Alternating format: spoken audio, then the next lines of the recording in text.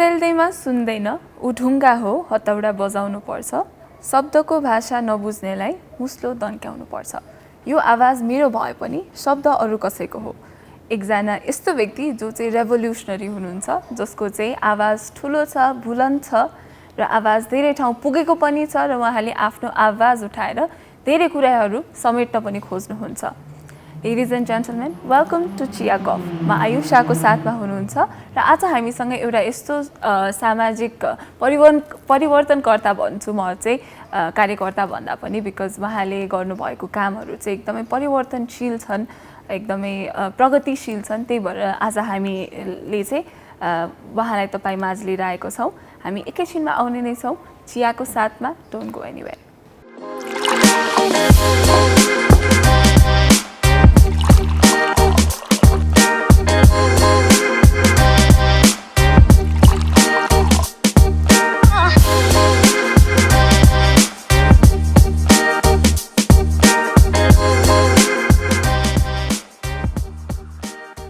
Welcome back ladies and gentlemen. हेर्दै हुनुहुन्छ चिया गफमा आयुषाको साथमा र आज हामीसँग हुनुहुन्छ युथ काङ्ग्रेस नेपालको सेन्ट्रल कमिटी मेम्बर, हरि नेपालको फाउन्डर, सामाजिक अधिवक्ता अथवा सामाजिक परिवर्तनकर्ता भन्छु म चाहिँ, विनोद देउबा हुनुहुन्छ आज हामीसँग। Welcome to the show. Thank you.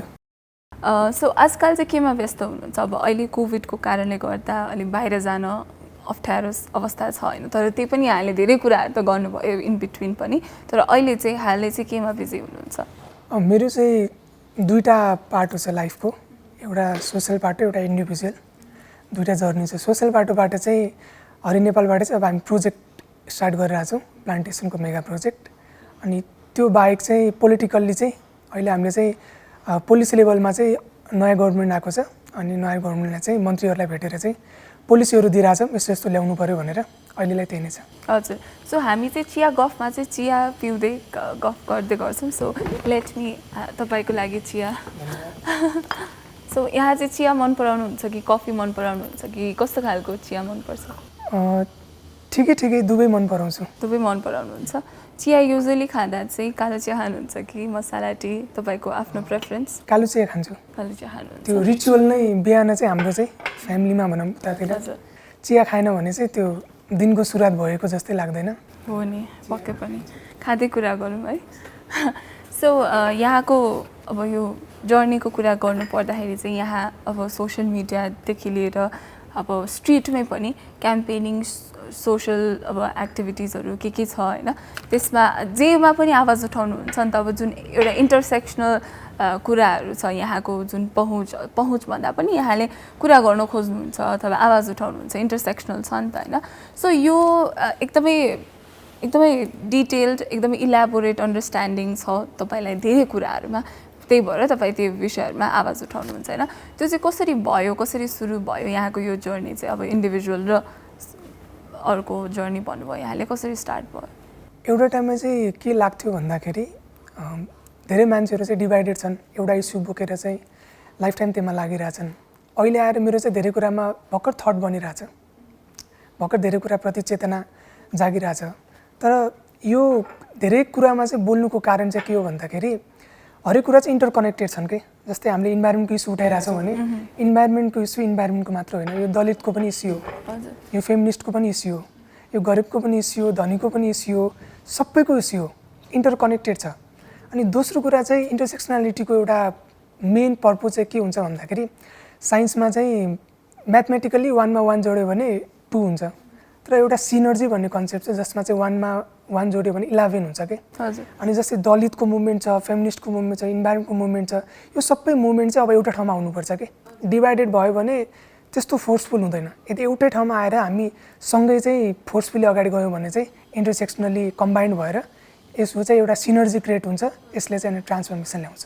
Right, एकदमै हो। म पनि 100% अग्री गर्छु होइन। सो यहाँ चाहिँ अब एक्टिभिजमका साथसाथै पोएट्री पनि गर्नुहुन्छ होइन। सो यहाँले चाहिँ त्यो एक्टिभिजम गर्दाखेरि जुन इस्युजहरूमा कुरा गर्नुहुन्छ, जुन कुराहरू रेज गर्नुहुन्छ, त्यसलाई चाहिँ फ्रस्ट्रेसन चाहिँ पोएट्री मार्फत एक्सप्रेस गर्नुहुन्छ कि कसरी? मैले चाहिँ रियरली मेरो सोसल लाइफको कुराहरू रियरली चाहिँ पोएट्रीमा लेख्छु।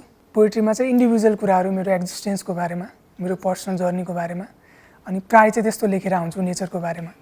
अनि सकेसम्म चाहिँ सोसल कामहरू चाहिँ म एक्टिभिजम थ्रु नै गरेर आउँछु अनि रेयरली कहिलेकाहीँ लेख्यो भने हो तर सोसल काममा म जति इन्भल्भ भएको छु त्यहाँबाट आउने फिलिङहरू ह्युमन साइकोलोजीको कुराहरू जति पनि छन् त्यसलाई लिएर चाहिँ मैले त पोइट्रीमा पनि हजुर सो यहाँको चाहिँ अब यो बृहत इन्ट्रेस्ट छ नि अब इन्टरसेक्सनल कुराहरूमै यो चाहिँ कसरी आयो यहाँले अब डिभाइडेड छ त्यही भएर युनिफाइड हुनुपर्छ र यो इस्यु चाहिँ सबैको हो भनेर आइडेन्टिफाई गर्ने पोइन्टसम्म चाहिँ यहाँ कसरी पुग्नु भयो त म डोटीमा जन्मेको मेरो पहाड घर डोटी हो अनि त्यहाँ एउटा पहाडी समाजमा सानोमा बसेको मान्छे त्यसपछि धनगढीमा आएँ जहाँ चाहिँ थारू कम्युनिटी बिचमा बढी बस्न पाएँ त्यहाँ पाइसकेपछि मान्छेहरूको बिचमा चाहिँ दुईवटा कम्युनिटीको बिचमा एक किसिमको फरक देखेँ बाँच्ने शैलीदेखि जीवनशैलीदेखि लिएर काम गर्ने कुराहरूमा थटको कुराहरूमा विचारको कुराहरूमा अनि त्यहाँदेखि एउटा थारू कम्युनिटीको उसमा हुर्किसकेपछि कलेज स्कुल चाहिँ मैले चाहिँ हाफ गभर्मेन्ट हाफ प्राइभेट पढेँ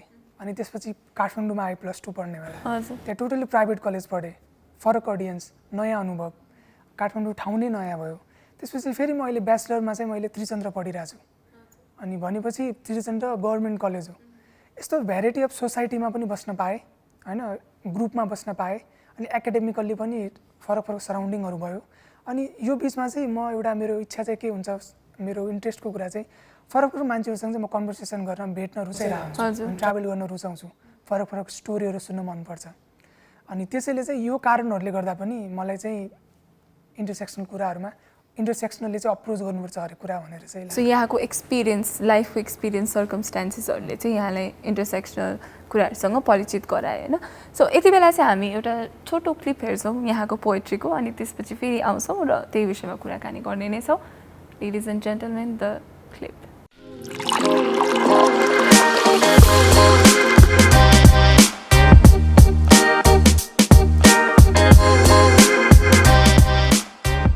welcome back one more time हामी आज विनोद देउबासँग छौँ र आज चाहिँ हामी कुरा गर्दैछौँ यहाँको एक्टिभिजम पोएट्रीको जर्नी होइन सो यहाँले भर्खरै भन्नुभएको पोएम एकदमै रेभोल्युसनरी आइडिया भएको छ होइन मलाई चाहिँ पर्सनली तपाईँको धेरै पोएट्रीहरू हेरेँ मैले र सबैभन्दा मन परेको र सबभन्दा फर्स्टमा हेरेको पनि यही नै हो होइन सो यहाँमा अब जुन एउटा निडरपन छ नि जुन अब यसरी च्यालेन्ज गर्नलाई सिस्टमलाई च्यालेन्ज गरेर यस्तो ठुलो आवाज उठाउन त डर लाग्छ होला नि होइन यो डर लागे पनि हटाउने हो कि डरै नलाग्ने हो कि कसरी यो डरलाई चाहिँ कसरी फेस गर्नुहुन्छ यहाँले यो कस्तो हुन्छ र भन्दाखेरि यो एउटा पोइम छ कि इङ्ग्लिस पोइम छ त्यसमा चाहिँ के भन्छ भन्दाखेरि सुरुमा उनीहरू ट्रेड युनियनिस्टको लागि आए हामी केही बोलेनौँ त्यसपछि उनीहरू कम्युनिस्टको लागि आए हामी केही बोलेनौँ त्यसपछि जाँदै गर्दा चाहिँ अन्तिममा उनीहरू मेरो लागि आए र मेरो लागि बोल्नको लागि कोही पनि थिएन अनि सायद ब्याकग्राउन्ड फ्यामिली ब्याकग्राउन्ड तल जुन तरिकामा ट्राभल गर्दै आएँ बुझ्दै गएँ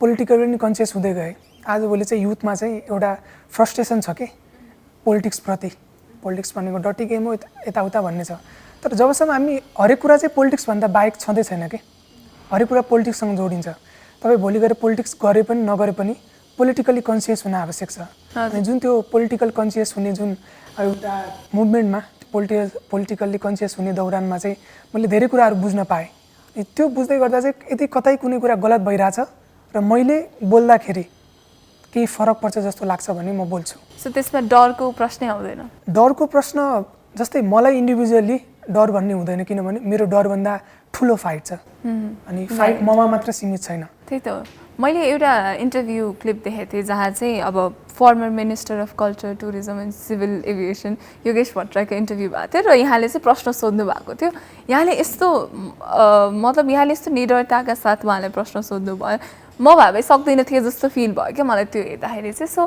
त्यही भएर चाहिँ कसरी चाहिँ यस्तो आँटी हुनुहुन्छ यहाँ अथवा कसरी चाहिँ सक्नुहुन्छ यसरी आवाज उठाउन अब प्रोटेस्टमा जानुहुन्छ क्याम्पेन्सहरू लिड गर्नुहुन्छ यहाँलाई डर लाग्दैन आफ्नो सेफ्टीको अथवा मैले अब यो सिस्टमलाई च्यालेन्ज गरिरहेको छु what if the system comes for me भन्ने खालको त्यस्तो डर चाहिँ लाग्दैन डरको कुरामा चाहिँ म एउटा इन्सिडेन्ट चाहिँ धनुषाको चाहिँ दिलीप महतो भन्ने हुनुहुन्थ्यो इन्डियामा इन्जिनियरिङ पढ्ने उहाँले चाहिँ यो अवैध बालुवा गिट्टी उत्खनन गर्नुहुन्न भनेर चाहिँ धनुषामा वकालत गरिरहनुहुन्थ्यो अनि उहाँलाई चाहिँ त्यो वकालत गर्दै गर्दा चाहिँ धम्की आउँथ्यो कि यो कुरामा नबोल होइन ज्यान मार्ने धम्की आउँथ्यो त्यति हुँदाहुँदै पनि उहाँले चाहिँ वकालत गरिरहनु भयो गलत भनिरहनु भयो अनि उहाँलाई चाहिँ ट्रिपरले किचेर चाहिँ मारिएको थियो धनुषाको अनि त्यो स्टोरी सुन्यौँ हामीले अनि त्यो स्टोरी केही दिन मिडियाहरूमा पनि आयो अझै पनि फ्यामिलीहरूले मजाले न्याय पाउनु भएको छैन।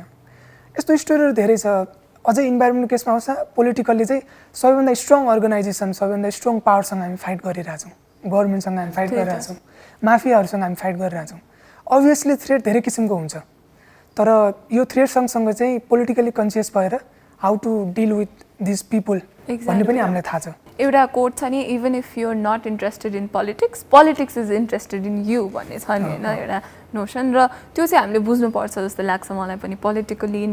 पोलिटिकली अवेर भयो भने त पोलिटिक्स गरेर जे पाइ त्यो गर्न सक्दैन नि होइन गभर्मेन्टले, because at the end of the day हामीले जति उहाँहरूलाई एक्सप्लोइट गर्न दियो त्यति नै एक्सप्लोइट गर्ने हो नि त उहाँले आफ्नो पावर रिसोर्सेस जे भए पनि होइन। सो यहाँ चाहिँ अब यहाँको एक्टिभिजमकै जर्नीमा चाहिँ धेरै चाहिँ इन्भाइरोमेन्टल एक्टिभिजमतिर इन्क्लाइन्ड हुनुहुन्छ होइन। अब निजगढ एयरपोर्टदेखि लिएर अघि मैले भनेको मिनिस्टरसँग यहाँको त्यो संवाद पनि त्यही इन्भाइरोमेन्टकै कुरामा, एयरपोर्टकै निजगढ इन्टरनेसनल एयरपोर्टकै कुरामा भएको थियो होइन। सो त्यो विषय चाहिँ एकदम कन्ट्रोभर्सियल छ र त्यसमा चाहिँ यो हुनुपर्छ त्यो हुनुपर्छ भनेर चाहिँ दुवै साइडको आर्ग्युमेन्टहरू एकदमै हेभी देखिन्छ नि त होइन। सो यहाँ चाहिँ त्यसको अगेन्स्टमा हुनुको कारण अथवा त्यसलाई चाहिँ सर्टेन तरिकाले अगाडि बढ्नुपर्छ भन्ने खासमा म एयरपोर्टको अगेन्स्टमा पनि छैन, एयरपोर्ट बन्नुपर्छ, तर बन्दै गर्दा केही सर्टेन सर्तहरू चाहिन्छ। एउटा यदि एयरपोर्ट बनाउने हो भने प्रोसेस छ नि, पेपरको प्रोसेसहरू, रिसर्चको प्रोसेसहरू सबै भन्नुपर्छ। EIA DPR कपी पेस्ट हुनु भएन होइन, प्रोपर रिसर्च हुनु पऱ्यो। दोस्रो भनेको कानुन सम्बद्ध हुनु पऱ्यो। कानुनले कुनै ठाउँमा एयरपोर्ट बनाउँदै गर्दा, विकास बनाउँदै गर्दा वातावरणमा हुने हानिप्रति चाहिँ कस्तो कानुनी दायराहरू छ त्यो कम्प्लिट गर्नु पऱ्यो। तेस्रो भनेको चाहिँ त्यो लोकल त्यो निजगढमा बस्ने बासिन्दाहरू, टाङ्गिया बस्तीको बासिन्दाहरू, 1500वटा घरहरू भएको बासिन्दाहरू, त्यो लगायत लोकल प्रदेश 2 को लोकल मान्छेहरूसँग कतिको इन्टरेक्सन हुन्छ। हाम्रो कुनै पनि डेभलपमेन्ट प्रोसेसमा चाहिँ माइनोरिटीहरूलाई, लोकल मान्छेहरूलाई चाहिँ पोलिसी मेकिङको प्रोसेसमा होइन, डिसिजन मेकिङको प्रोसेसमा ल्याइँदैन। एउटा कुर्सीमा बसेर एउटा मन्त्रीले, ठेकेदारले, आजभोलि हामी डोजरी विकास भन्छौँ, यिनीहरूले चाहिँ आफ्नो हिसाबले चाहिँ डिसिजन लिने, प्रोपर प्लान नबनाइकन गर्ने छ। जस्तै मेलम्चीको हालत पनि अब फ्युचर मेलम्चीको छैन भन्ने कुरा आइरहेछ होइन। यस्तो हाम्रो डेभलपमेन्टको चाहिँ हुँदै गर्दा, इक्जाम्पलहरू हुँदै गर्दा चाहिँ, उदाहरणहरू हुँदै गर्दा चाहिँ निजगढमा बनाउने कुरा भयो। अनि अगेन्स्टमा छैन, बन्नुपर्छ यदि आवश्यकता हो भने, यदि साँच्चै नै नेपाललाई आवश्यकता हो भने बनाउनुपर्छ।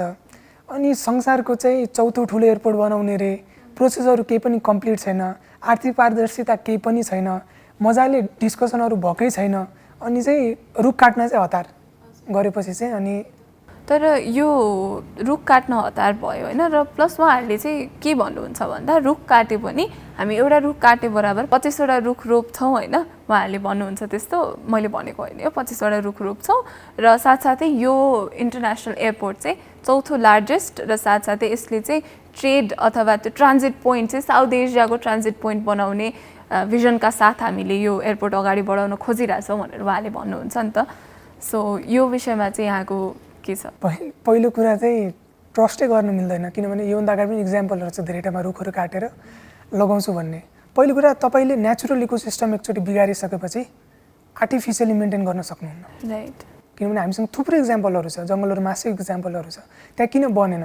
यस्तो गरौँ न त, पहिला रुखहरू अल्टरनेटिभ ठाउँमा लगाउनुहोस्। निजगढ जस्तो इकोसिस्टम छ निजगढको, त्यहाँ रुखको मात्र कुरा छैन, लास्ट रिमेनिङ साल फरेस्टहरू छ त्यहाँ जो अरू ठाउँमा पाउँदैन। ग्राउन्ड वाटर रिचार्जको कुरा छ, त्यो त्यत्रो ठुलो फरेस्टले चाहिँ त्यो ठाउँमा, त्यो क्षेत्रमा चाहिँ यदि भइसकेपछि बाढी, प्राकृतिक प्रकोपमा चाहिँ कसरी असर पुऱ्याउँछ त्यो कुरा छ।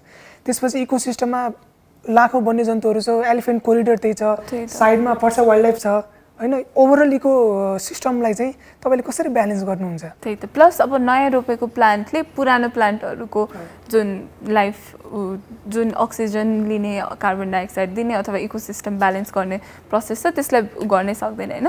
सो यति बेला चाहिँ हामी छोटो ब्रेक लिन्छौँ, फेरि पनि हामी आउने नै छौँ in conversation with Vinod Deuba. Don't go anywhere.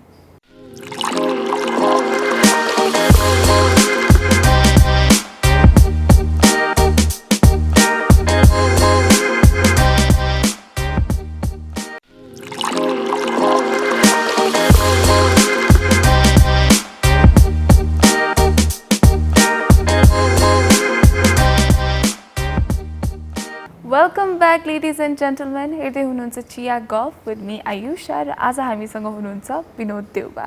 फेरि पनि स्वागत छ यहाँलाई। एकदमै इन्ट्रेस्टिङ इन्साइटफुल कन्भर्सेसन भइरहेछ होइन, पक्कै पनि हाम्रो अडियन्सहरूले नै हेरेर केही सिक्दै हुनुहुन्छ होला। सो अब कुरा गरौँ यही लकडाउनमा। लकडाउन अब पेन्डेमिक भइसकेपछि फर्स्ट लकडाउनमा चाहिँ हाम्रो इनफ इज इनफ मुभमेन्ट भएको थियो होइन। सो त्यति बेला चाहिँ यहाँले त्यो क्याम्पेनलाई मुभमेन्टलाई चाहिँ अनलाइन कोअर्डिनेट गर्दै हुनुहुन्छ। यहाँले धनगढीको साइड अथवा पश्चिममा चाहिँ कोअर्डिनेट गर्दै हुनुहुन्थ्यो होइन। सो त्यो चाहिँ कसरी स्टार्ट भयो भनेर अलिकति धेरैवटा तर्कहरू छन् नि त, त्यो मुभमेन्ट कसरी स्टार्ट भयो, त्यो अब युथहरूको इन्डिपेन्डेन्ट मुभमेन्ट हो कि पोलिटिकल पनि त्यसमा कुरा थियो भनेर धेरै डिबेट्सहरू छ, धेरै साइड्स अफ द स्टोरिज छ। सो यहाँले अब त्यो लिड गर्नुभएको कारणले चाहिँ यहाँको चाहिँ सत्य अब यहाँको सत्य चाहिँ के हो त?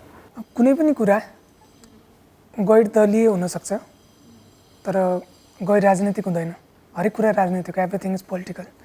अनि त्यो मुभमेन्टमा चाहिँ स्टार्टिङमा ईले मेसेज गरेर अनि ई लगायत सर्टेन साथीहरूले हामीले 25 जनाले मात्र प्रोटेस्ट गर्नुपर्छ भनेर सिम्पल प्रोग्राम भएको थियो। तर जब हामीले स्टोरीहरू हाल्न थाल्यौँ अनि म चाहिँ धनगढीमा थिएँ, यताबाट गर्छु भने, अनि स्टोरीमा जब हाल्न थाल्यौँ त्यसपछि चाहिँ त्यो कस्तो टाइम थियो भन्दाखेरि हामीले चाहिँ सरकारले जे भन्यो मानिरहेको थियौँ, घरमा बस भन्यो घरमा बसिरहेको थियौँ। तर सरकारले आफ्नो काम चाहिँ गरिरहेको थिएन, जे गर्नुपर्ने थियो। लकडाउन मात्र थियो, गरिबहरूलाई त्यो मजदुरको हालत कस्तो थियो, लो एज वर्करहरूको हालत कस्तो थियो, ट्राभल गरेर काठमाडौँदेखि पश्चिम खाली खुट्टा गएको अवस्था थियो। यस्तो खतम स्थिति थियो। जुन रेमिडेन्सले देश चलिरहेको थियो त्यो त्यति बेला विदेशबाट आउने मान्छेहरू नदी तरेर आइरहेको थिए, आउन दिइरहेको थिएन, थुनेर राखेको थियो। त्यस्तो अवस्थामा चाहिँ ओभरअल चाहिँ यस्तो सिचुएसन थियो कि मान्छेहरू चाहिँ अब केही न केही चाहिँ गर्नुपर्छ भन्ने थियो, तर कोही पनि चाहिँ म गर्छु भन्ने चाहिँ थिएन कि। अनि हामीले चाहिँ जे हुन्छ अब गर्नुपर्छ भनेर चाहिँ सानो ग्रुपबाट चाहिँ गर्नुपर्छ भन्ने प्लान थियो। तर जब यो कुरा बाहिर आयो सबैको दिमागमा एउटै कुरा रहेछ अनि हामी आएपछि एकैचोटि सबै जोडिनु भयो अनि अनएक्सपेक्टेडली चाहिँ त्यो ब्रस्ट भयो ठुलो मुभमेन्टमा। अनि जोडिँदै गर्दा हामीसँग फरक ब्याकग्राउन्डको मान्छेहरू हुन्थ्यो। मेरो एउटा पोलिटिकल ब्याकग्राउन्ड एउटा होला, अरू कसैको होला, कोही पोलिटिकली त्यस्तो नहोला, तर त्यहाँ मेन चाहिँ हाम्रो एउटा गोल थियो, सरकारलाई चाहिँ झकझकाउने गोल थियो, क्वेसन गर्ने गोल थियो, कोभिडमा चाहिँ राम्ररी काम गर भन्ने गोल थियो। त्यो गोलको साथ चाहिँ इन्ट्रेस्टेड मान्छे को छ रिगार्डलेस अफ देयर ब्याकग्राउन्ड, के ब्याकग्राउन्ड छ सबैलाई आएर चाहिँ युथहरू मेनली चाहिँ आएर चाहिँ हामी चाहिँ आयौँ। युथ मात्र थिएन, फेरि त्यो लयमा गरेको प्रोग्राम मात्रै थिएन, हामी चाहिँ धेरै टाइम रिसर्च पनि गरेको, डक्टरहरूसँग कन्सल्ट गरेर, एक्सपर्टहरूसँग कन्सल्ट गरेर सिचुएसन के छ, ओल्डमा कसरी ह्यान्डल गरिरहेको छ, सबै कुरा गरेर चाहिँ अनि बल्ल प्रोटेस्ट हामी गर्न थाल्यौँ। अनि कुनै पनि कुरा एउटा कोठाभित्र गर्दाखेरि चाहिँ तपाईँको प्लान अनुसार हुन्छ जस्तो हुन्छ, तर जब तपाईँ सडकमा जानुहुन्छ सडकको माहौल छुट्टै हुन्छ, त्यहाँ जे पनि हुनसक्छ। सडकमा हामी मात्र हुँदैनौँ, नयाँ मान्छे हुन्छ जो हाम्रो प्लानिङ टिमभन्दा बाहिरको मान्छेहरू हुन्छ, त्यहाँ प्रहरी हुन्छ, on the spot decision making गर्नुपर्ने हुन्छ, त्यो सिचुएसन ह्यान्डल गर्न गाह्रो हुन्छ। अनि त्यसरी चाहिँ फर्स्ट प्रोटेस्ट बालुवाटारमा भयो। अनि त्यहाँ चाहिँ हामीलाई चाहिँ हामी प्रोटेस्टबाट अब जान्छौँ भन्दै पनि प्रहरी दमन भयो। त्यसले चाहिँ प्रहरी दमन भएर चाहिँ ठुलो त्यसले चाहिँ रूप लियो। त्यसपछि हामीले लङ टाइमसम्म चाहिँ दोस्रो प्रोटेस्टहरू पनि गऱ्यौँ। त्यो प्रोटेस्टमा चाहिँ अब कस्तो हुन्छ भन्दाखेरि धेरै पोलिटिकल इन्ट्रेस्ट भएको मान्छेहरूले स्पेस पाएर हुनु, उनीहरूसँग इस्यु नै हुँदैन, खासमा इस्यु थुप्रो छ, इस्यु हुँदैन, उनीहरूले चाहिँ यस्तो ग्रुपहरू हुन्छ नि युथहरू। अनि दोस्रो रमाइलो के थियो भन्दाखेरि अहिलेसम्मको हरेक आन्दोलनमा इनफ इज इनफले गरेको आन्दोलन कति सफल भयो एज हामीले टार्गेटेड गोलको रूपमा त्यो आफ्नो ठाउँमा छ। तर हिस्ट्रीमा चाहिँ इनफ इज इनफ चाहिँ एउटा स्थान चाहिँ हुन्छ, किन भन्दाखेरि अहिलेसम्म चाहिँ सो निर्णयले, सो विवेकले चाहिँ युथहरू, त्यसरी अर्बन युथहरू पोलिटिकल आई हेट पोलिटिक्स भन्ने युथहरू चाहिँ त्यो लेभलमा चाहिँ प्रोटेस्टहरूमा सडकमा त्यस्तो गाह्रो टाइममा फ्यामिलीलाई कन्भिन्स गरेर चाहिँ त्यसरी अहिलेसम्म आएकै थिएन। त्यही त एक्ज्याक्टली त्यो कारणले पनि एउटा इनफ इज इनफले चाहिँ त्यो मुभमेन्टको रूपमा, युथ मुभमेन्टको रूपमा एउटा स्पेस हिस्ट्रीमा सधैँ क्रिएटेड हुन्छ। तर गर्दै गर्दा हामीले अनसन पनि बस्यौँ कति दिनमा होइन। अनसन बस्दै गर्दा सर्टेन मान्छेहरू इन्भल्भ हुनुभयो, बाहिरबाट हेर्दाखेरि सर्टेन पोलिटिकल इन्ट्रेस्ट भएको मान्छे हाबी देखिया होला, तर भित्र कोर ग्रुपबाट चाहिँ कुनै पनि पोलिटिकल इन्ट्रेस्ट थियो। पोलिटिकल इन्ट्रेस्ट भनेको सरकारले राम्ररी काम गरोस् भन्ने मात्रै पोलिटिकल इन्ट्रेस्ट थियो, त्योभन्दा बाहेक केही पनि थिएन। सो अब यही मुभमेन्टमै चाहिँ एक दिन चाहिँ अब हाम्रो चाहिँ माइती घरमा प्रोटेस्ट गर्ने प्लान थियो होइन, र त्यो दिन चाहिँ सरकारले नयाँ नेपालको नक्सा पास गर्ने दिन थियो होइन। सो त्यो दिनदेखि चाहिँ यहाँहरूको सपोर्टर चाहिँ अलिक कम भएको पनि देखियो नि त होइन, किन भन्दा सरकारले यस्तो अब आफ्नो टेरिटोरी क्लेम गरिरहेको दिन पनि त्यही सरकारको अगेन्स्टमा प्रोटेस्ट गर्ने भनेर पनि प्रश्नहरू उठेको थिए। सो त्यसमा चाहिँ के छ यहाँको विचार? आज त रमाइलो छ, आज धेरैमा बोल्नै पर्दैन। आज हामी देखिसक्यौँ म्याप त निक्लेको हो, तर एकचोटि निक्ल्यो, तर त्यसपछि पाठ्य पुस्तकमा छाप्ने बेला, पाठ्य पुस्तकहरूमा छाप्ने बेला म्याप छापिएन, त्यही त होइन। अनि यसमा डिस्कसन गर्नुपर्ने कुरा छैन 2-3 दिन अगाडिदेखि चाहिँ मेन पार्टीको सरकारको मान्छेहरू मन्त्रीहरू कन्भिन्स गरिरहनु भएको थियो प्रोटेस्ट नगर भनेर कोइन्सिडेन्टली मिल्न गयो हामीले धेरै अगाडि नै त्यो डिसिजन गरिसकेका यो दिन गर्छौँ भनेर कोइन्सिडेन्टली त्यो मुभमेन्ट बढिरहेको थियो नि अनि पोलिटिकल्ली यदि तपाईँ कन्सियस हुनुहुन्छ बुझ्नु भएको छ भने तपाईँ थाहा पाउनुहुन्छ कि यो आन्दोलन दबाउनलाई नै त्यही दिन राखिएको थियो किनभने धेरै नै ठुलो अहिलेसम्म माइती घरमा गुठी विधेयकपछि ठुलो हुने प्रोटेस्ट चाहिँ हुन सक्थ्यो त्यो लेभलको प्रचार प्रसार भएको थियो अनि त्यो लेभलको भएपछि सरकारले चाहिँ विरोधीहरू धेरै छन् भन्ने लाग्न सक्छ मेरो गल्ती चाहिँ जनताले थाहा पाए भन्ने लाग्न सक्छ भनेर चाहिँ त्यो दबाउनको लागि चाहिँ खासमा त्यो दिन त्यही दिन प्लान गरियो अनि हाम्रो टिमहरूलाई पनि डिभाइड गर्न खोजियो बोलाएर घरबाटै पिकअप गरेर कन्भिन्स गरेर कतिलाई चाहिँ प्रेसर दिएर चाहिँ टिम डिभाइड गर्न खोजियो अनि एन्टी नेसनलिस्ट सेन्टिमेन्ट युज गर्यो जो जहिले पनि युज हुन्छ सामान्य पोलिटिक्स बुझ्ने मान्छेले केपी ओलीज्यूले के गर्नुभएको थियो बुझ्छ अनि त्यो चाहिँ प्रोटेस्टको मुभमेन्टको दौरानमा चाहिँ लिडरसिपको दौरानमा अर्गनाइजेसनल लिडरसिपको दौरानमा चाहिँ एउटा चाहिँ टेस्ट पनि थियो क्या किनभने हाम्रो जुन गोल थियो हामीलाई थाहा थियो अनि हामी कुनै पनि कुराले विचलित हुनेवाला थिएनन् हामी क्लियर थियौँ त्यसैले हामी चाहिँ त्यो दिन जाने यदि म्याप बन्छ भने राम्रो हो त हामी सेलिब्रेट गरौँला नि त तर भूमि मात्र देश होइन नि त देश भनेको एउटा लिपुलेखको नक्सा एउटा धर्का मात्र होइन एउटा म्याप मात्र होइन भूमि भनेको जनता पनि हो त्यहाँको जनताको अवस्था कस्तो थियो हामी त्यो जनताको लागि चाहिँ सडकमा आएका थियौँ त्यसैले हामी त्यो दिन म्याप आयो भने स्वीकार्छौँ म्याप पनि वेलकम गर्छौँ तर म्याप आयो भन्दैमा हामी खुसी भएर बस्दैनौँ किनभने त्यो नक्साभित्र बस्ने जनता सुरक्षित छैनन् त्यसैले चाहिँ हामी राइट एक्ज्याक्टली एकदमै राम्रो कुरा गर्नुभयो यहाँले होइन सो यो त्यो 2 दिन चाहिँ यहाँहरूको आन्दोलनको मुख्य दिन र उहाँहरूले म्याप रिलिज गर्ने दिन चाहिँ स्ट्राटेजिक भन्नुहुन्छ यहाँ होइन सो एकदम इन्ट्रेस्टिङ छ यो कुरा पनि होइन we have more things to talk about अहिले भने चाहिँ हामी अर्को पनि छोटो क्लिप हेर्छौँ अनि त्यसपछि we will be right back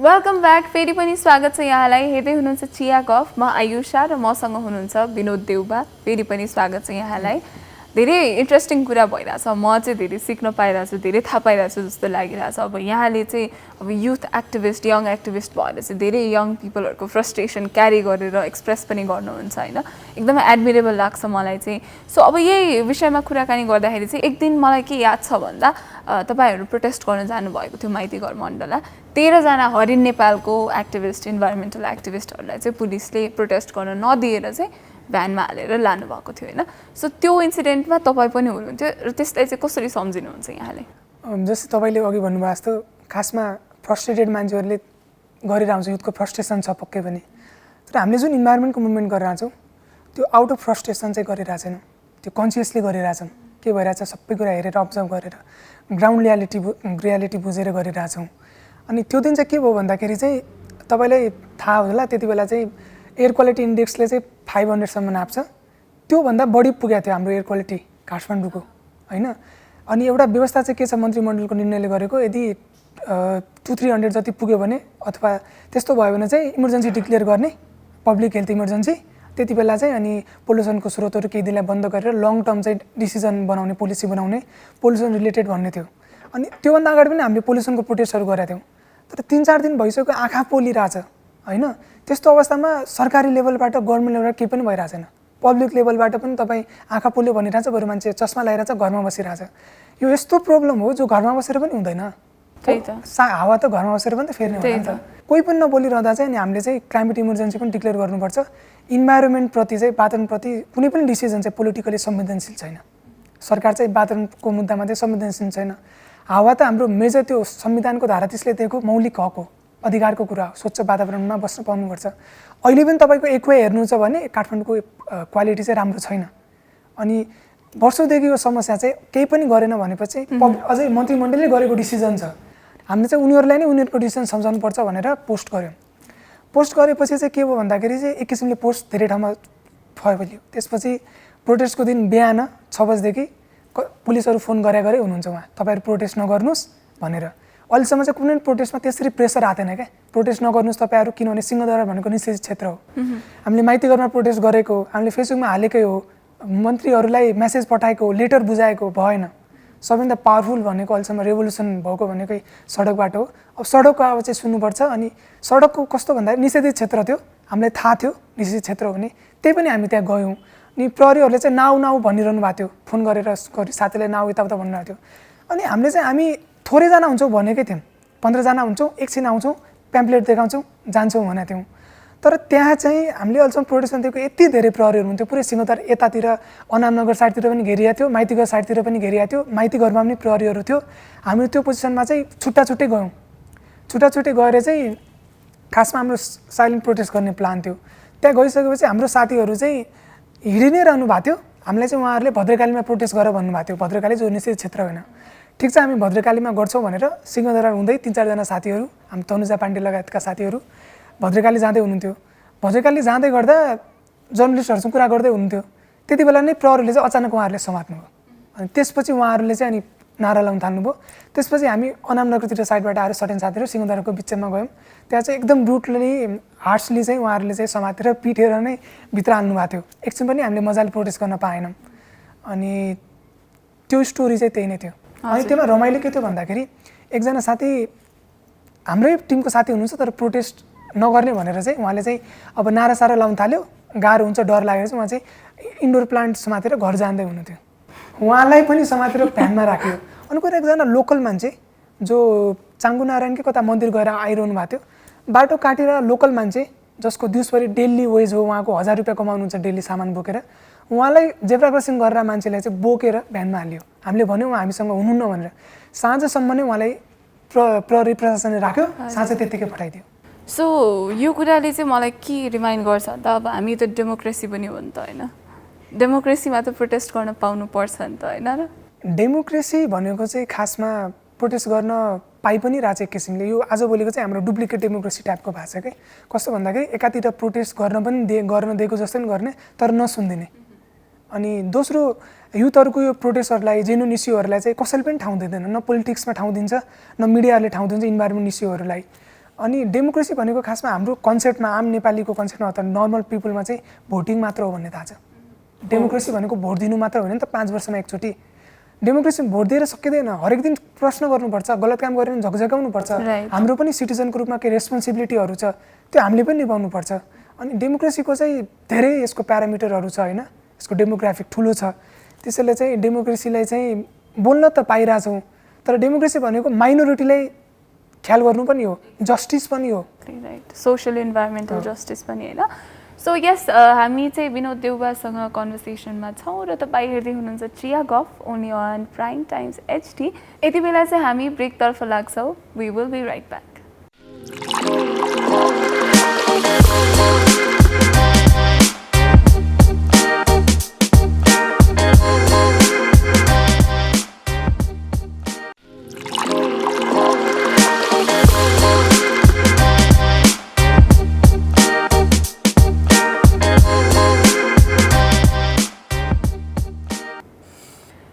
स्वागत छ यहाँलाई। हेर्दै हुनुहुन्छ चिया गफ, म आयुषा र मसँग हुनुहुन्छ विनोद देउवा। तपाईँलाई पुनः स्वागत छ हाम्रो कार्यक्रममा। चिया खाँदै गफ भइरहेछ। तपाईँको बानी हो रमाइलो कुरा चाहिँ के भनेर भन्ने थेगो हो तपाईँको? होइन, मलाई चाहिँ मैले भने अघि भने फ्रस्ट्रेट भएर प्रोटेस्ट गरेर होइन, एक्टिभिजम गरेर होइन। अनि मलाई चाहिँ फेसिनेटिङ लाग्छ कि यो जे भइरहेछ नि सोसाइटीमा। अनि भित्रबाट यसरी कहिले यसरी हेर्दाखेरि चाहिँ आँसु लाग्छ कि मान्छेहरू देखेर आँसु लाग्छ, पोलिटिक्स देखेर आँसु लाग्छ। त्यो आउट अफ के भन्नु, आँसु लाग्छ कि माया लाग्छ, दया लाग्छ रेडिकुलसनेस प्रति। अनि म चाहिँ जुनसुकै कुरा भयो भने आफ्नो पर्सनल वेलबिङ चाहिँ मेन्टेन गर्ने मान्छे हो। बाहिर सोसियल्ली धेरै कुरा मेरो कुरा नमिल्ला, कुरा चित्त नबुझ्ला, तर बाहिरको कुराले चाहिँ म आफ्नो वेलबिङलाई चाहिँ हानि गर्न दिँदैन। त्यसैले I am always in joyful mood. नाम पनि मेरो विनोद हो, जोयफुलनेस नै हो विनोद भनेको। सो नाम अनुसारको मान्छे पनि हुनुहुन्छ होइन, तर यहाँले भन्नुभयो आफ्नो वेलबिङमा जहिले पनि ध्यान दिन्छु भनेर। यसरी प्रहरीको अगाडि गएर यसरी लम्पसार परेर पल्टिँदा चाहिँ कसरी त्यो पिट्नुहुन्छ भनेर डर लाग्दैन? अनि त्यो कसरी वेलबिङमा ध्यान दिएको भयो? यो कस्तो हुँदो रहेछ, जब पहिलो लट्ठी नखाएसम्म चाहिँ पुलिसको डर लाग्दो रहेछ। अनि एकचोटि लट्ठी खाइसकेपछि चाहिँ त्यसले झन् मोटिभेट गर्दो रहेछ कि, किनभने त्यो लट्ठी नै थाहा नै हुँदैन। किनभने जुन इस्यु हामी बोकिरहेछौँ यो यति फाइटले पुग्दैन कि, यति हामी सर्टेन मान्छेले बोलेर पुग्ने इस्यु नै होइन। अनि त्यसैले एउटा म तपाईँले रमाइलो कुरा रमाइलो त होइन ठिक छ। अनि कस्तो भएको थियो भन्दाखेरि जस्तै हामीले चाहिँ हाम्रो काम गर्ने तरिका चाहिँ एउटा इन्भाइरोमेन्टल जस्टिस र सोसियल जस्टिसलाई जोडिरहेको हुन्छौँ होइन, किनभने एक आपसमा मिलिरहेको हुन्छ। अनि एकजना साथी हुनुहुन्थ्यो, डिफ्रेन्टली एबल साथी हुनुहुन्थ्यो, अनि उहाँ चाहिँ प्रोटेस्टमा आइरहनुहुन्थ्यो। अनि मैले सोधेँ किन तपाईँ यति गाह्रो गरी प्रोटेस्टमा आउनु छ भनेर सोधेँ कि। अनि मलाई चाहिँ त्यो लाइफ लङ नै त्यो मोटिभेसन हुन्छ कि उहाँले के भन्नुहुन्थ्यो भन्दाखेरि मानव कुनै पनि तपाईँले लकडाउन होस् अथवा कुनै पनि आपत्ति विपत्ति होस्, जहिले पनि यो माइनोरिटीहरू चाहिँ माइनोरिटी नै रहन्छ कि, गरिबहरू गरिब नै रहन्छ होइन। यो जुन कमजोर मान्छे छ सधैँ कमजोर हुन्छ, त्यो ग्याप चाहिँ बढ्छ क्या, त्यो खाडल बढ्छ। अनि उहाँले चाहिँ के भन्नुभयो भन्दाखेरि मानव कुनै प्राकृतिक प्रकोप आयो, मानव भुइँचालो आयो अथवा बाढी पहिरो आयो, तिमीहरूको त सबै कुरा सधैँ छ, सबै अङ्ग राम्रो छ, भाग्न सक्छौ, कुद्न सक्छौ होइन, कन्भर्सेसन गर्न सक्छौ, तिमीहरूसँग स्किल होला, मसँग केही पनि छैन। सबैभन्दा बढी इन्भाइरोमेन्ट कुरामा प्राकृतिक प्रकोप आयो भने यसको जोखिममा म हुन्छु, सबैभन्दा बढी भनरेबल कम्युनिटीको मान्छे पनि म हो, भनरेबल मान्छे पनि म हो। त्यसैले यो इस्यु चाहिँ मेरो लागि तिमीहरूभन्दा इम्पोर्टेन्ट छ भन्नुहुन्थ्यो कि। अनि त्यो कुराले चाहिँ मेरो लाइफ लङ मोटिभेटिङ एउटा फ्याक्टर चाहिँ हुन्छ कि। हो नि, एकदमै मोटिभेटिङ कुरा नै हो होइन। अब त्यो कुन मोमेन्टमा त्यो मान्छेले कुन फिलिङ्सका साथ एक्सप्रेस गरे हुन्छ त्यसले पनि फरक पर्छ होइन। र साथसाथै अब माइनोरिटिजकै कुरा गरिरहेको थियौँ हामी अघि। अब डेमोक्रेसी भनेको माइनोरिटिजको प्रोटेक्सन पनि हो। अब यहाँ त पोलिटिकल्ली पनि अवेर हुनुहुन्छ होइन। सो रिसेन्टली यहाँले विवेकशील साझा पार्टीको प्रेसिडेन्ट रविन्द्र मिश्रले रिलिज गर्नुभएको डकुमेन्ट हेर्नुभयो। त्यसमा एउटा स्टेटमेन्ट चाहिँ मैले पनि पढेँ। त्यसमा एउटा स्टेटमेन्ट के लेखेको छ भन्दा नेपालमा चाहिँ मेजोरिटीको इस्युज एड्रेस नभएसम्म माइनोरिटिजहरूले चाहिँ सोसल जस्टिस चाहिँ पाउनुहुन्न भन्ने खालको, त्यही एक्ज्याक्टली त होइन तर यही सेरोफेरोमा उहाँले भन्नुभएको छ। र मेजोरिटीको निड भनेको चाहिँ हिन्दू नेसन हो भनेर भन्नुभएको छ होइन। सो एज अ अब नेपाल युथ कङ्ग्रेसको पनि यहाँ सेन्ट्रल कमिटी मेम्बर हुनुहुन्छ होइन। सो पोलिटिकल एस्पिरेसन्स होला पक्कै पनि यहाँको होइन। सो यहाँ चाहिँ के देख्नुहुन्छ, नेपाल हिन्दू नेसन हुनुपर्छ जस्तो लाग्छ कि अथवा यो डकुमेन्टमा चाहिँ यहाँको के छ विचार? यो कसरी हेर्नुपर्छ भन्दाखेरि नेपाली कङ्ग्रेसको, हामी डेमोक्रेट भएको हुनाले चारवटा तारा छ। एउटा तारा भनेको धार्मिक स्वतन्त्रताको प्रतीक हो। अनि बिपी कोइरालाले चाहिँ धर्मको बारेमा कसरी भन्नुहुन्छ भन्दाखेरि धर्मको दुईवटा पाटाहरू छ। एउटा आध्यात्मिक पाटो जो नितान्त वैयक्तिक कुरा हो, त्यसमा चाहिँ व्यक्तिको आफ्नो पर्सनल इन्ट्रेस्टको कुरा हो। दोस्रो नैतिक सामाजिक पक्षहरू छ जो राजनीतिसँग जोडिन्छ। अनि धर्मलाई चाहिँ उहाँले हिन्दू नेसन बनाउनु भनेको चाहिँ पहिला चाहिँ धर्म भनेको के हो उहाँलाई त्यो मजाले बुझ्नु भएको छैन जस्तो पनि लाग्छ। दोस्रो भनेको उहाँलाई हतार भयो, वैकल्पिक राजनीति गर्छु भन्नुभयो, धैर्यता भएन। अनि अब एजेन्डा चाहियो नि त मल्टिपल मान्छेहरूलाई। अनि जहिले पनि यो चाहिँ सेन्टिमेन्टमा, नेसनल सेन्टिमेन्टमा अनि रिलिजनको सेन्टिमेन्टमा चाहिँ धेरै ठाउँमा भइरहेछ होइन, यस्तो इस्युहरू उठाएर पोलिटिसियन गर्ने मान्छेहरूले। अनि उहाँले चाहिँ अब धैर्यता तोडियो, उहाँको गर्न सक्नु भएन, बस्न सक्नु भएन। अनि त्यसपछि चाहिँ उहाँहरूले चाहिँ अब यस्तो एजेन्डा निकाल्नुभयो जुनले एउटा तरङ्ग पनि मचायो। अनि हो नेपालमा चाहिँ मेजोरिटी हिन्दू छ, तर मेरो धारणामा के हो भन्दाखेरि जनमत सङ्ग्रह भनेको चाहिँ डेमोक्रेसी हामीले जुन भनिरहेछौँ नि माइनोरिटीको हो, मेजोरिटीवाला मान्छेले चाहिँ धाक लाउन पाउँदैन क्या। पहिलो चाहिँ हिन्दू राष्ट्र हुन्छ कि हुँदैन एकछिन साइडमा राखौँ। जनमत सङ्ग्रह भोलि गएर आरक्षण हुनुहुन्छ कि हुनुहुन्न भनेर पनि कोटा जनमत सङ्ग्रह गर्नलाई भन्नु होला। भोलि गएर उहाँले के पनि भन्नु होला भन्दाखेरि एउटा सर्टेन कास्टको मान्छेहरूलाई बसाउनुहुन्न भनेर जनमत सङ्ग्रह गर्नुला। मेरो दोस्रो प्रश्न उहाँलाई काउन्टर प्रश्न के हुन्छ, ल जनमत सङ्ग्रह गराउँ, विवेकशील नेपाली पार्टी नेपालमा रहने कि नरहने भनेर के हुन्छ? त्यही त, उहाँहरूको त भोटै छैन धेरै, उहाँहरू त खारेज हुनुहुन्छ। त्यसैले जनमत सङ्ग्रह जस्तो कुरालाई चाहिँ यो मजाकको रूपमा लिनु हुँदैन। त्यसमाथि धर्मको कुरा, धर्म र राजनीतिलाई चाहिँ यसरी राजनीतिकरण चाहिँ गर्नु हुँदैन धर्मलाई। अनि यो कुरा हो। अनि नेपाल भनेको हिन्दू राष्ट्रको कुरा के भन्दाखेरि नेपाल सनातन राष्ट्र होला, हिन्दू राष्ट्र होला, जे भए पनि धार्मिक स्वतन्त्र राष्ट्र हो। अनि यहाँको जे छ धर्म होला, विभिन्न संस्कृतिको हामी होला, हामी चाहिँ सँगै बसिरहेछौँ कि वर्षौँदेखि सँगै बसिरहेछौँ। त्यसैले यो हिन्दू राष्ट्र भन्ने कुरा चाहिँ यो पोलिटिकल एजेन्डा मात्र हो होइन। अनि त्यसैले चाहिँ धर्मलाई बचाउनु छ भने फरक तरिकाहरू छ, तर यो जनमतको धाक लाएर चाहिँ राजनीति गर्ने मान्छेहरूले विशेष गरेर चाहिँ यसलाई चाहिँ युज गर्नुहुन्न, प्रयोग गर्नु हुँदैन। धर्म यो प्रयोग गर्ने विषय होइन। हजुर पक्कै पनि। यति बेला हामी अर्को पनि भिडियो हेर्छौँ, एउटा छोटो क्लिप हेर्छौँ र त्यसपछि फेरि पनि आउने नै छौँ in conversation with Vinod Deuba. Justice भनेको के हो? कुनै पनि व्यक्तिले एउटा देशको नभएर आफूमा सीमित नभएर सम्पूर्ण विश्वको ख्याल राख्नुपर्छ। त्यसैले यो प्रकृति बचाउने, यो स्वच्छ हावा ल्याउने, स्वच्छ खानेपानी बनाउने, वातावरणमा सन्तुलन ल्याउने जिम्मा कसको? जिम्मा हाम्रो। त्यसैले म पहिले आफूबाट सुरु गर्छु। Welcome back, ladies and gentlemen. You're watching Tia Golf only on Prime Times HD. म आयुषा चालिसे र आज मसँग हुनुहुन्छ विनोद देउवा र फेरि पनि स्वागत छ यहाँलाई। सो अब हामी यही अब डिफ्रेन्ट आज त एकदम इक्लेक्टिक कुरा भयो, यो मात्रै त्यो मात्रै भन्ने भएन होइन। सो अब अहिले रिसेन्टली एकदमै विवादमा आएको कुरा भने नेपालमा चुरे रेन्जमा जुन गतिविधिहरू भइरहेछ होइन, र अब यो चाहिँ इन्भाइरोमेन्टल एक्टिभिजम यहाँ गर्नुहुन्छ त्यो हिसाबमा पनि यहाँको इन्ट्रेस्टको विषय पनि भयो। हुन त यहाँलाई जेमा पनि इन्ट्रेस्ट छ होइन, social justice, environmental justice. So यो विषयमा चाहिँ यहाँको के छ विचार? चुरेको केसमा चाहिँ अस्ति बजेट भाषणको बेलामा चाहिँ दिनुपर्छ, यो चाहिँ बेचबिखनको लागि चाहिँ ऊ गर्न पाउनुपर्छ भनेर आयो त्यहाँबाट। अनि चुरे भनेको चाहिँ कान्छो पहाड हो, पूर्व यता इलामदेखि पश्चिम कञ्चनपुरसम्म चाहिँ कान्छो पहाड हो। यहाँको जियोग्राफिकल्ली हेर्ने हो अथवा त्यहाँको माटोको हिसाबले हेर्ने हो, त्यहाँको भौतिक स्ट्रक्चर हेर्ने हो भने चाहिँ अलिक कमजोर माटो छ। उता यो तपाईँको रेन्ज हिमालयन रेन्जको चाहिँ तराई र तपाईँको माथिको रेन्जमा चाहिँ यसले चाहिँ उसको बिचमा चाहिँ काम गर्छ, बिचमा बसेको छ होइन। अनि चुरे चाहिँ डिरेक्टली मधेससँग जोडिएको कुरा हो, मधेसको लाइभलीहुडसँग जोडिएको कुरा। पहिलो त चुरे रेन्जमै पढ्ने कति प्रोटेक्सन गरेको एरियाहरू होला त्यहाँ यसले असर पुऱ्याउँछ। अनि अहिले मात्र होइन, चुरेमा फेरि हाम्रो जुन डोजरी विकास आयो नेपालमा तपाईँले हेर्नुहुन्छ भने डोजरको डाटा हेर्नुहुन्छ भने यस्तो बढिसकेको छ। अनि ठेकेदारहरू नै नेता भइरहेछ, नेताहरू नै ठेकेदार भइरहेछ। अनि यो यिनीहरू मिलेर चाहिँ पहिलादेखि नै इलिगली नै धेरै अगाडिदेखि नै यो निगरानी नै भएको छैन, एकदमै चुरेधवन भइरहेको नै छ। बेला बेला आवाज पनि उठेकै हो, अघि मैले दिलीप महतोको पनि कुरा गरेँ।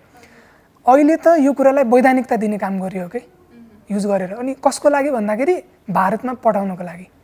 हाम्रो त्यसैले यो हामीले चाहिँ डेभलपमेन्टको कन्सेप्ट नै चेन्ज गर्न आवश्यक छ कि हामीलाई कति चाहिन्छ प्रयोग गर्नुपर्छ, तर कहाँबाट प्रयोग गर्ने, कसरी प्रयोग गर्ने, हाम्रो डेभलपमेन्ट कन्सेप्ट के हो त्यो चाहिँ हेर्नुपर्छ। त्यसैले चुरे रेन्जमा यदि मानौँ उत्खनन अहिलेदेखि नै असर पुगिरहेछ। मधेसमा गएर हेर्नुहुन्छ भने मरुभूमिकरण सुरु भइसक्यो, प्रदेश 2 मा कति बाढीको जोखिम छ। त्यही त अब म चाहिँ प्रदेश 2 कै मान्छे भएर पनि मलाई चुरेसँग चाहिँ एउटा लगाव हुन्छ नि, किनभने म सानो हुँदाखेरि मेरो घरको आँगनबाट हेर्दाखेरि पहाडहरू देखिन्थ्यो नि, यो त तराई हो नि, यहाँ कसरी पहाड देख्यो भनेर मैले सोद्धाखेरि चाहिँ त्यो चुरे हो, त्यो चुरे नभएको यहाँ पानी पनि पर्दैन थियो, तैँले पानी पनि खान पाउँदैन थिइस्, के पनि हुँदैन थियो, यहाँ तराईमा खेतीपाती पनि हुँदैन थियो भन्ने खालको उत्तरहरू दिनुहुन्थ्यो मलाई होइन। सो त्यसले गर्दाखेरि चाहिँ ओहो कति महत्त्वपूर्ण रहेछ भन्ने भएको थियो कि। सो अब अहिले आएर चुरेमा त्यस्तो हुँदाखेरि चाहिँ मलाई चाहिँ एकदमै कन्सर्निङ लाग्छ। र प्लस अब यहाँले भन्नुभएको जस्तै अब अलरेडी डेजर्टिफिकेसन हुन थालिसक्यो होइन, त्यही भएर पनि अब यसको सल्युसन चाहिँ के हो जस्तो लाग्छ त? चुरेको सल्युसन के हुन्छ भन्दाखेरि पहिलो चाहिँ लोकल गभर्मेन्टलाई चाहिँ जुन हाम्रो संहिता छ हरेक बडीलाई चाहिँ पावर दिएर चाहिँ यो प्रोटेक्सन गर्न लगाउनुपर्छ। दोस्रो हाम्रो जुन 16,000 कि कतिवटा हाम्रो कम्युनिटी फरेस्टहरू छ, जुन हाम्रो कम्युनिटी फरेस्टको अवधारणा छ नि, यो वर्ल्ड फेमस अवधारणा हो कि, यसमा बाहिरदेखि मान्छेहरू आएर एकदम राम्रो रिस्पेक्टेड अवधारणा हो। अनि हाम्रो हरेक सेक्टरमा के हाम्रो सभ्यता, हाम्रो कल्चर कस्तो भन्दाखेरि कम्युनिटी बेस्ड कल्चर हो कि, हामीले कम्युनिटीलाई ठुलो स्थान दिन्छौँ। अनि जुन कम्युनिटी फरेस्टको कन्सेप्ट छ, म्याक्सिमम मान्छेको रेन्जमा बस्ने मान्छेहरू जो माइनोरिटिज इन्डिजिनियस मान्छेहरूको लाइभलीहुड नै यसमा डिपेन्ड गर्छ। अनि उनीहरूलाई चाहिँ के गर्नुपर्छ भन्दाखेरि उनीहरूलाई फ्रन्टलाइन डिफेन्डर पनि उनीहरू नै हो, उनीहरूलाई चुरे बचाउनमा इङ्गेज पनि गराउनुपर्छ। अनि उनीहरूलाई चुरेबाट लिमिटेड रूपमा युज गर्न पनि दिनुपर्छ। अनि तोक्नुपर्छ कहाँबाट उत्खनन गर्ने, कति उत्खनन गर्ने, कति मात्रामा उत्खनन गर्ने, त्यो पनि एउटा पोलिसी बनाउनुपर्छ। मेन भनेको पोलिसी लेभलबाटै चेन्ज गर्नुपर्छ। दोस्रो भनेको ग्राउन्ड लेभलको मान्छेलाई इङ्गेज गराउनुपर्छ। अनि लोकल बडीहरूलाई चाहिँ पावर दिनुपर्छ यो बचाउनको लागि। दोस्रो हाम्रो चाहिँ धेरै यो सङ्घ प्रतिष्ठानहरू बन्छ, चुरे राष्ट्रपति चुरे त्यो के अरे संरक्षण गर्ने ऊ पनि छ, त्यहाँबाट केही पनि काम भएको छैन। मजाले रामवरण यादवज्यूले अलिअलि काम गर्नुभएको थियो तर मजाले काम भएको छैन। त्यसैले चाहिँ चुरेसँग मात्र सीमित कुरा होइन, हाम्रो सोसियल इस्युसँग, इकोनोमिक इस्युसँग, पोलिटिकल इस्युसँग, लाइभलीहुडसँग जोडिने कुरा हो। त्यसैले यसमा सिरियस भएर चाहिँ पोलिसी बनाउनुपर्छ। हजुर, पक्कै पनि एकदमै इन्साइटफुल कुराहरू गर्नुहुन्छ यहाँ होइन। खुसी लाग्छ सुन्दाखेरि। अब तपाईँ त यङ हुनुहुन्छ, यङ पिपलहरू, अब म आफै पनि यङ मान्छे छु, सो मेरै एजको मान्छेहरूले पनि यति धेरै बुझ्नु भएको छ, यति धेरै थाहा छ र यति धेरै सिकाउन सक्नुहुन्छ भनेर खुसी लाग्छ। सो अब चाहिँ हामी कार्यक्रमको अन्तिमतिर आइसक्यौँ होइन। सो जाँदा जाँदै चाहिँ यहाँलाई केही मेसेज दिन मन छ, केही भन्न मन छ, केही चाहिँ सबैले थाहा पाइदिए हुन्थ्यो जस्तो लाग्छ भने भनिदिनुहोस् न। हाम्रो लागि चाहिँ जस्तै जुन हामी आज फाइट गरिरहेछौँ नि, जस्तै हाम्रो अभिभावकहरूले चाहिँ अब आफ्नो छोराछोरीलाई माया गर्छु भन्न छोडे हुन्छ कि जुन छोराछोरीको चाहिँ भविष्यमा स्वच्छ वातावरण छैन बस्नको लागि, फेर्नलाई सास छैन, त्यसको लागि हामी केही गरिरहेको छैनौँ आज भने म मेरो छोराछोरीको भविष्य कसरी देख्न सक्छु होइन। एउटा त्यहीमा ध्यान दिनु पऱ्यो। दोस्रो केमा ध्यान दिनु पऱ्यो भन्दाखेरि इन्भाइरोमेन्टको कुरा गर्दै गर्दा विशेष गरी पहिलो पोलिटिकली अवेर हुन म भन्न चाहन्छु। पोलिटिक्सदेखि पर होइन, नजिक आउनुहोस्, बुझ्नुहोस् भन्न चाहन्छु। हरेक सेक्टरसँग जोडिन्छ। दोस्रो भनेको इन्भाइरोमेन्टको कुरा गर्दा हामीले युरोपियन कन्ट्रीहरू होइन, डेभलप कन्ट्रीहरूमा इक्जाम्पल त्यता हेर्नु हुँदैन। हाम्रो त्यो डेभलपमेन्टको कन्सेप्ट नै होइन। हामीसँग जुन इन्भाइरोमेन्ट बचाउने कन्सेप्ट छ, हामीसँग आफ्नै एन्सियन्ट विस्डमहरू छ। धर्म संस्कृतिले हामीलाई प्रकृतिसँग कसरी सिन्क्रोनाइज भएर बाँच्नुपर्छ सिकाएको छ। हाम्रो जीवन पद्धतिहरू त्यही अनुसार छ। पहिलो जीवनशैली चेन्ज गर्नुपर्छ। जहिले पनि जुनसुकै रिभोल्युसनको कुरा होस्, परिवर्तनको कुरा होस्, व्यक्तिबाट स्टार्ट हुनुपर्छ। यदि तपाईँ व्यक्तिबाट तपाईँको जीवनशैली जबसम्म परिवर्तन हुँदैन, समाजमा परिवर्तन ल्याउन सक्दैन। त्यसैले हरेक कुरामा इन्भाइरोमेन्टको होस्, पोलिटिकल्ली होस्, पहिला आफ्नो जीवनशैली चेन्ज गर्नुहोस् अनि आफ्नो चेतनामा परिवर्तन ल्याउनुहोस्। त्यसपछि गर्ने भनेको तपाईँले चाहिँ अब कम्युनिटी बेस्ड भएर चाहिँ काम गर्नु पऱ्यो। व्यक्तिगत इन्डिभिजुअलिटीतर्फ भन्दा पनि एउटा समाजमा कन्भर्ट गर्नु पऱ्यो। अनि मेन भनेको तपाईँ जुन ठाउँमा हुनुहुन्छ, तपाईँ जर्नलिस्ट हुनुहुन्छ भने तपाईँ जर्नलिस्टको धर्म निभाउनुहोस्। म एक्टिभिस्ट हो भने म एक्टिभिस्टको धर्म निभाउँछु। विद्यार्थी हो भने विद्यार्थीको, कविले लेखोस्, पत्रकारले पत्रकारिता गर्न पाओस्, राजनीतिले राजनीतिकै गरोस्। आफ्नो फिल्डमा राम्रो गरौँ। आफ्नो फिल्डमा राम्रो गरेर जब हामी सिन्क्रोनाइज्ड हुन्छौँ तब एउटा सिनर्जी क्रिएट हुन्छ जसले ट्रान्सफर्मेसन ल्याउँछ, रेभोल्युसन ल्याउँछ। Right, thank you so much. आज आइदिनु भयो, एकदमै खुसी लाग्यो यहाँसँग कुरा गरेर, धेरै सिक्न पाएँ मैले पनि होइन। Thank you so much for coming. र यति भन्दै चाहिँ आजको सोबाट चाहिँ हामीले बिदा माग्ने बेला भइसकेको छ। तर तपाईँहरू कतै नजानुहोला, because prime times HD is always right here. र भोलि फेरि 8 बजेदेखि 9 बजेसम्म हामी चिया गफका साथ आउने नै छौँ। Until we meet again, bye by.